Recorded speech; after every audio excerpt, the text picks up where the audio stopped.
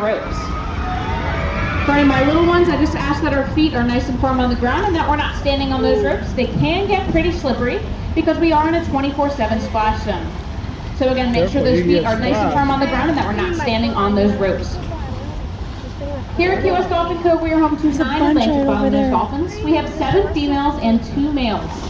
Their ages range from Starla, our youngest, at 12, all the way up to Griffin, our oldest, at 28 years old.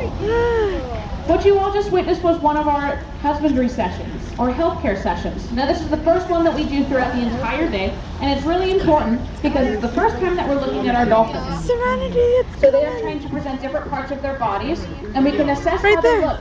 So we can actually see their pectorals, their tails, we can ask them to roll over and look at their bellies. This is just a great way to get a good look at what's going on the outside, to make sure there's no bumps, scrapes, bruises, any abnormalities. We do have an amazing vet team that is on call 24/7, so if we ever notice anything with our animals, we could call them down here and they could do a quick checkup. Now during this husbandry procedure, you're going to see a lot of different things going on.